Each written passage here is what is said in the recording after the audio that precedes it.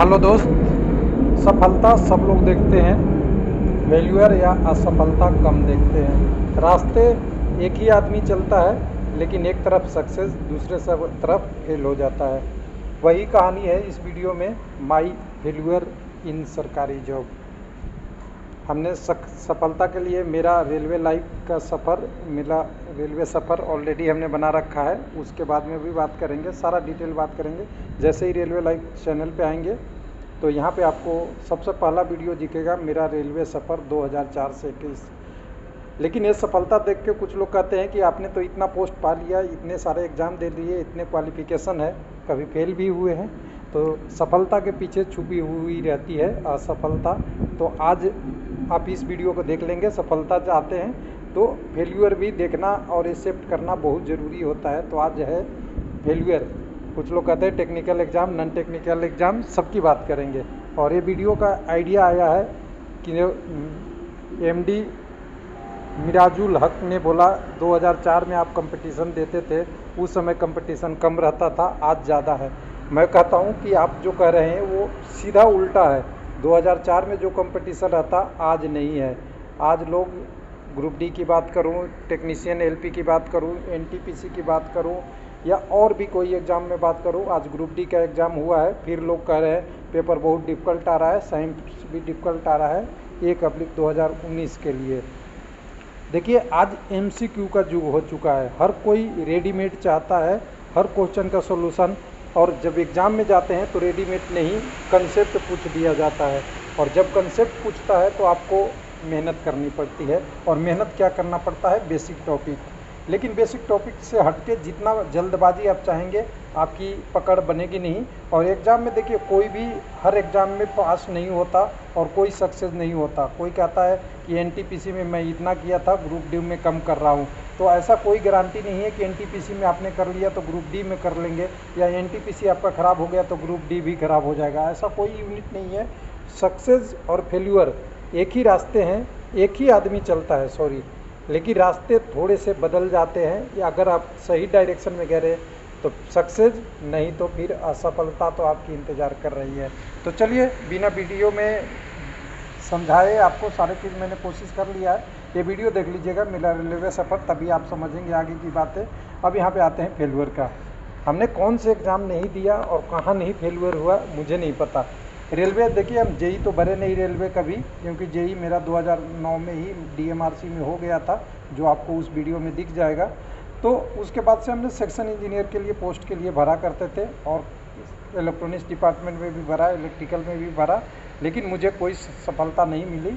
Senior section engineer 3-4-5 form भर रहे हमने 2012 से 13 के बीच, 14 के बीच में।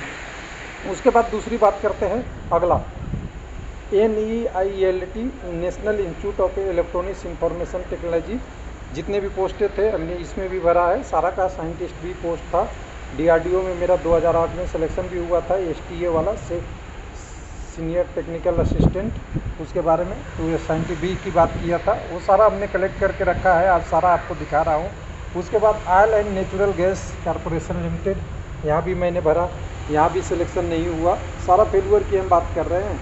उसके बाद आपकी आगे वाले एग्ज़ाम चलेंगे, आगे बात करेंगे। आपकी कोल इंडिया भी हमने नहीं छोड़ा, कोल इंडिया भी भरा, वहाँ भी सिलेक्शन नहीं हुआ।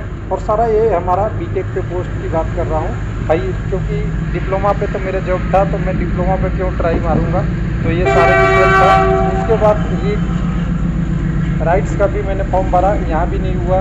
सिग्नल टेक्निकल SMT डिपार्टमेंट, ये भी नहीं हुआ।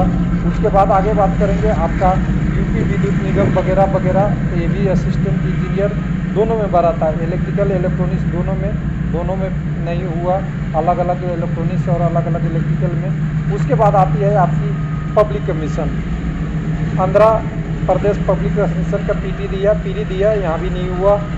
उसके बाद अगला बात करेंगे तो अगला आपके पास आएगा झारखंड पब्लिक कमीशन, यहाँ भी दिया, यहाँ भी नहीं हुआ।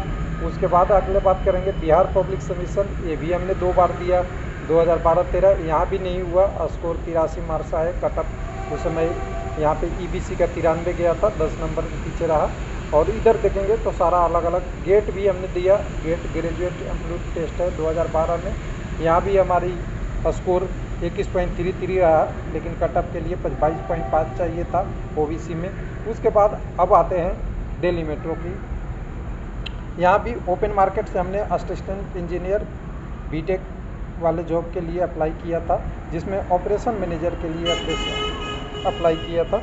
यहाँ भी सिलेक्शन नहीं हुआ, हालांकि ये 2012 में नहीं हुआ, जाके ये काम 2020 में हुआ। तो कुछ लोग कहते हैं कि मैं 3 साल से इंतज़ार कर रहा हूँ, कोई लोग कहते हैं 5 साल से। तो 2012 से 2020 8 साल बाद सेम ग्रेड पे आने के लिए कितनी मेहनत लगती है आप समझ सकते हैं। तो इतनी मेहनत जॉब करने के बाद और जॉब के साथ करने में बहुत अच्छा लगता है कभी कभी जब सिलेक्शन होता है। कुछ लोग बोलते हैं आईएएस क्यों नहीं तैयारी कर लेते, आईपीएस क्यों नहीं कर लेते। तो मैंने आईएएस भी दिया है, आईपीएस भी एग्ज़ाम दिया है यूपीएससी सर्विस का, उसका भी डिटेल आपको दिखा रहा हूँ। इसमें अगर देखें तो सारा डिटेल के बाद आपका पेपर का डिटेल है सारा। मैं कोई चीज़ हाइड नहीं किया हूँ, सारा ओपन है, क्योंकि अभी इसकी मुझे ज़रूरत नहीं है। इलेक्ट्रिकल में भी दिया, इलेक्ट्रॉनिक्स में दिया और कहीं सिलेक्शन नहीं हुआ। तो ये सारा इतनी है। और रेलवे का मैं दिखाऊंगा तो रेलवे का तो सक्सेस और फेल्यूर देखेंगे तो आपको लगेगा कि रेलवे के मैंने तो 30-32 फॉर्म भरा था। और कुछ लोग जो कंपटीशन कर रहे हैं पहले निकलती थी, मैंने जैसे यहाँ पर पोस्ट भरा था मुजफ्फरपुर में, यहाँ पे देखिए senior section engineer designer drawing, इसकी मात्र 3 पोस्ट थी। तो 3 पोस्ट में कंपटीशन कम रहता है या बहुत ज़्यादा में, यानी ऊपर के लेवल में जाएंगे तो कंपटीशन आपका बढ़ेगा। लेकिन ग्रुप डी वाले कैंडिडेटों को मैं कहना चाहता हूं कि आप जब भी एग्ज़ाम दें आप बेसिक पढ़ के जाइए।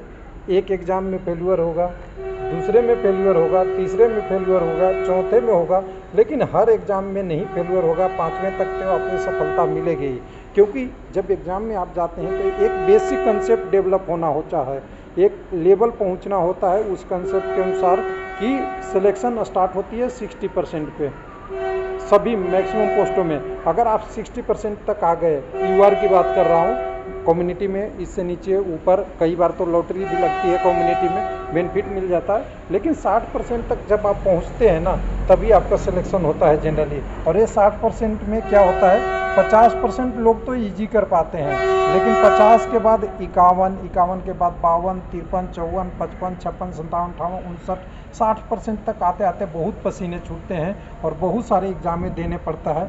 वही होता है आपका फेल्यूर, और फेल्यूर के बाद सक्सेस। हाँ, अगर आपकी बेसिक 10th से अच्छी है तो आपका सिलेक्शन जल्दी होता है, और कंपटीशन तो कंपटीशन ही है। लेकिन अगर बेसिक आपका शुरुआत वाले 10th और 12 वाले बहुत आपके अच्छे हैं, आपने सही डायरेक्शन में पढ़ाई किया है, केवल एमसीक्यू पे नहीं भागे हैं, आपने बेसिक कंसेप्ट पढ़ा है, तो आप थोड़ा कम पढ़े लिखे भी हों तब भी आपका सिलेक्शन होगा। लेकिन आपने बहुत तेज़ हैं, आपने बहुत अच्छा पढ़ते हैं, लेकिन शॉर्टकट अपनाने लगेंगे तो कंपटीशन एग्ज़ाम में हर में सिलेक्शन नहीं हो सकता, कहीं हो भी जाए कहीं नहीं भी होगा। इसलिए मेरा एक ही चीज़ रहता है हमेशा कि आप टॉपिक को पकड़ के अच्छे से स्टडी कीजिए। हो सकता है कि सारे टॉपिक से आपके क्वेश्चन नहीं आए, लेकिन जिस टॉपिक से आ जाए वो आप कर लीजिएगा तो 60% पहुंच जाता है आदमी। और मैं कहता हूं कि कंपटीशन एग्ज़ाम में 100 क्वेश्चन है, उसमें से 60 करने के लिए 40 छोड़ना पड़ता है। ध्यान दीजिएगा, अगर 40 छोड़ने की कैपेबिलिटी आपके पास आ गई तो 60 नंबर आपके पास आ जाएंगे। थैंक यू, धन्यवाद।